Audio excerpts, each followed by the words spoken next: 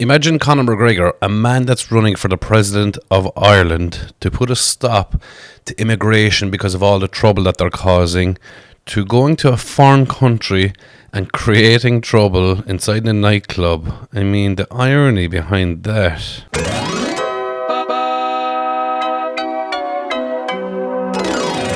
Hey guys, welcome back to the channel, and today I'm going to talk about a man that I used to look up to so much because he achieved what American people would call the American dream, but I suppose in Ireland we're going to call it the Irish dream, because Conor McGregor was a man that was stuck on the social welfare, the dole. He was a man who was earning £200 a week. I was collecting €188 a week of the social welfare, and now here I am with like 60 G's bonus and then my own pay. You know what I mean? I don't know what the fuck's going on there.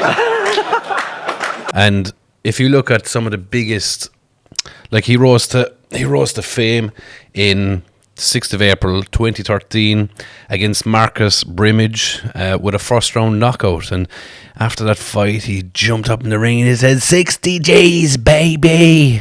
60 G's, baby! I'm not very good at Conor McGregor impression for some reason. I can do lots of impressions, but not Conor McGregor. Anyway, that's when he first kind of shot onto our screens in 2013, and I remember it. I used to be a firefighter back then. I can remember I was working that night, and I remember seeing, who the fuck is this cocky little Irish cunt? And that was the beginning of Conor McGregor's journey, and what a fucking journey it's been.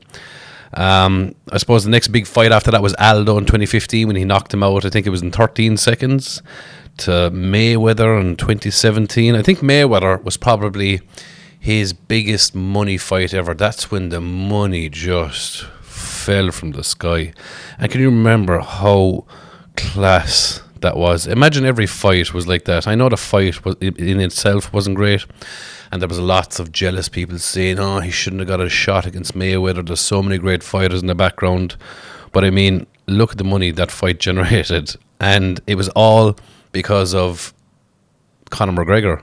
And which was weird, because I would have imagined at the time that it would have been close to them both getting equal money. But Mayweather, the cunt, got way more money. I think he pocketed like over 200 million, whereas Conor McGregor only got 130 million. Oh, the creator, how he must have survived in 130 million.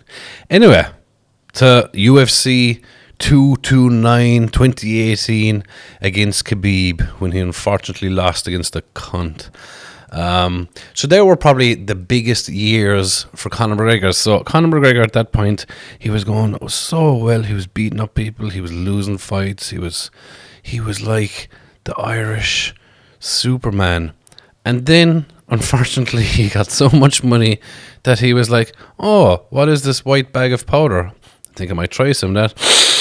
And that's when it started going downwards, unfortunately for him, because I just feel that, he's in trouble a lot. And even this week again, he's in trouble again.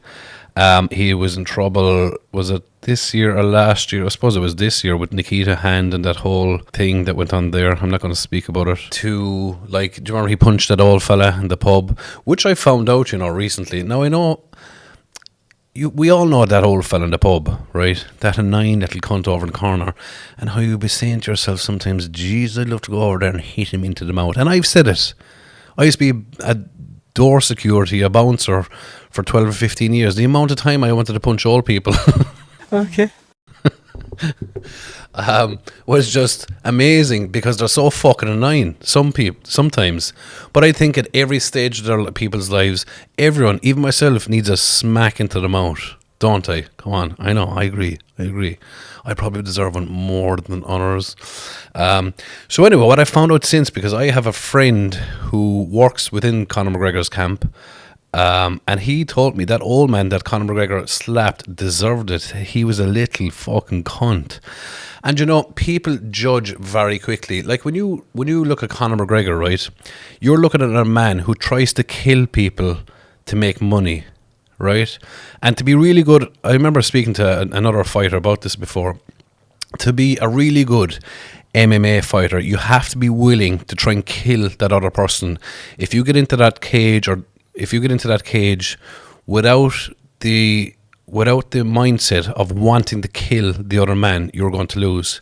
Because if you don't have that mindset, the fella that you're facing has that mindset that he wants to end your fucking life. He wants to tear the bollocks out of you. He wants to pull the eyes, and he'll stick his elbow into your eyes, and he'll pull your fucking ears, and they're doing everything.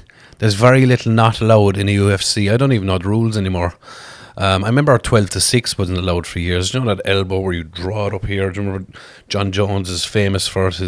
It was his only loss ever, where he nearly killed a man. Imagine your only loss is where you killed someone, nearly. So that was banned for many years.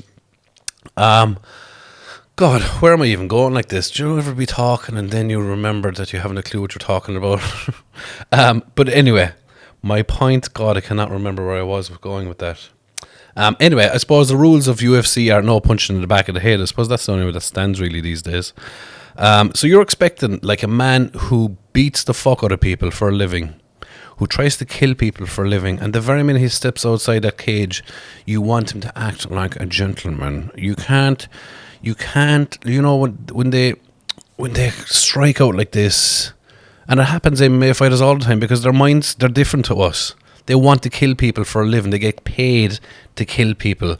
And if you expect that mindset not to leak out into the street from time to time, you're a bit of a fucking naive cunt. Okay? Like, John Jones is often in trouble. Conor McGregor is often in trouble. A lot of these fighters are going to be in trouble, and you're very quick to say, oh my God, I can't believe Conor McGregor punched that old fella. But like, and you're upset with Conor. But then you see him inside in the ring where they're tearing the heads off each other, and like, yeah, Conor, go on. Kill him, Conor, kill him. And then he gets outside the ring, and there's an old fella inside in the pub giving him shit, and he hits him once, and the whole fucking world collapses. It's like, I can't believe Conor McGregor did that. Unbelievable. Can you imagine a man that kills people for a living punched some fella that was talking shit? Crazy world. Anyway, where were we going with this? We were going with this because recently Conor McGregor was in Ibiza with that other fucking yoke, Katie Price. Not that he was there with her. I suppose they bumped into each other, and then the social and media and all that kind of made a big story about the two of them being there together.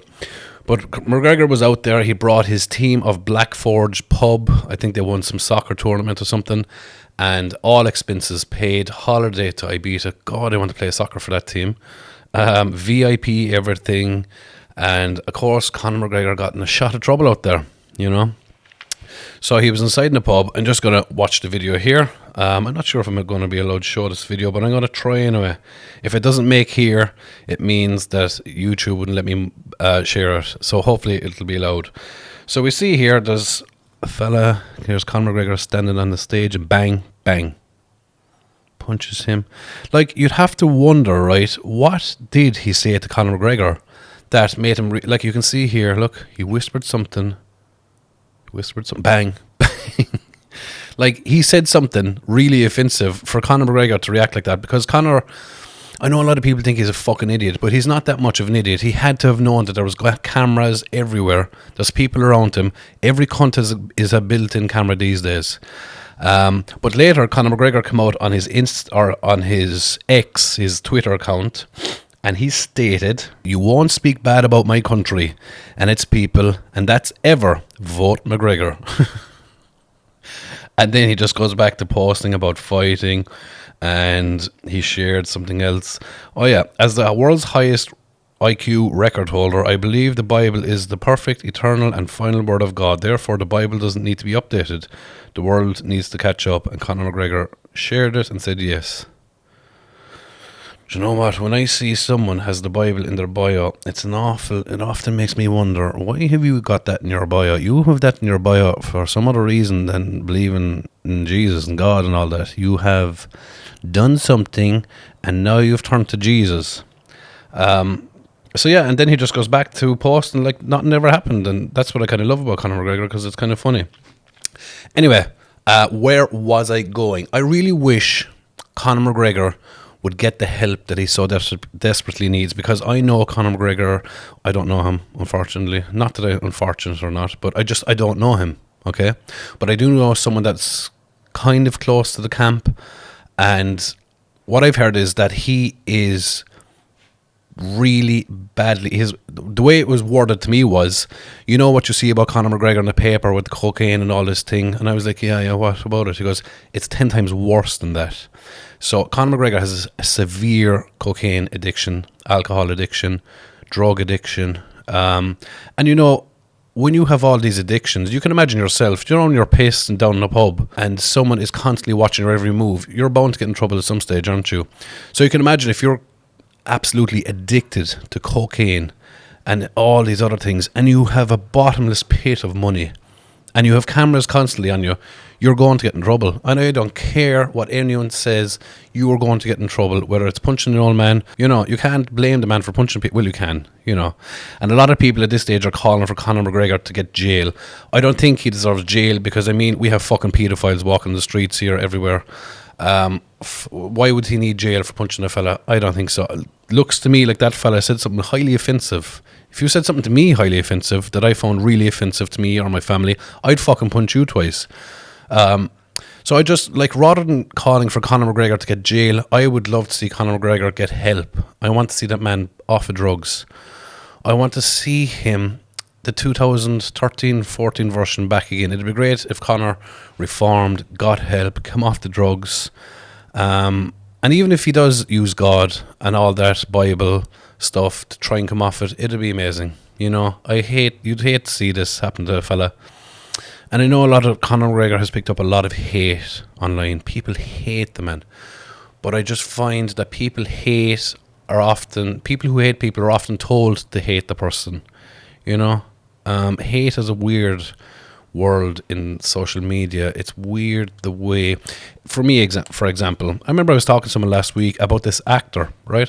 And I was like, fucking, I hate that cunt. And then I was thinking about it after. I was thinking to myself, I said to that person, I hate that actor. And I do not know that man at all. I don't know him. I don't know him from fucking Adam.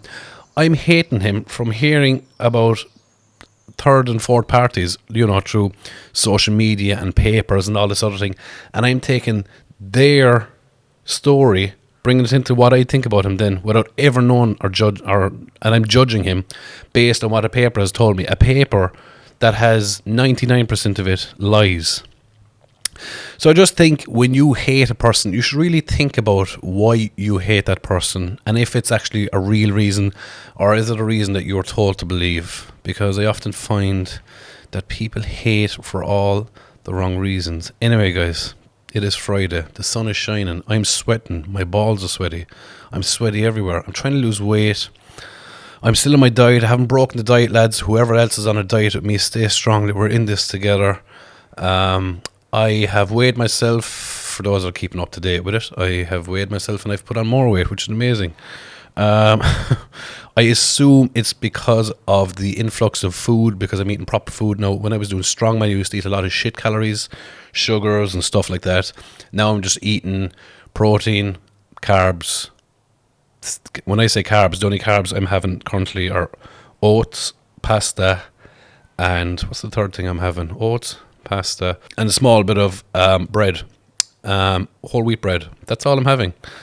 That's the only carbs I've been having for the last 4 weeks. It's weird because I never realised how addicted to sugar I was. Like, I am addicted to sugar. I'm sweating. I want the sugar inside my veins so badly. And this is what it's probably like for Conor McGregor, you know, with cocaine. Like, he wants cocaine all the time. And a lot of people's reason for not taking more cocaine is the price of it. So you can imagine if you have a bottomless pit of money, you can have all the cocaine in the world. People probably just give it to you for free. Just say, oh, I give Conor McGregor his cocaine. I bet you he doesn't even pay for the fucking thing. Because seemingly the more rich and the more famous you go, the less you pay for. You know, because even if Conor McGregor drives around a Lamborghini, it's literally a fucking poster for Lamborghini. So Lamborghini are like, oh, here, drive one of our cars. You may have it for free, sir. Oh, it's weird. It's a weird old world we live in. Anyway, lads, I hope you have a great day. I hope you have a great weekend. Good luck to you.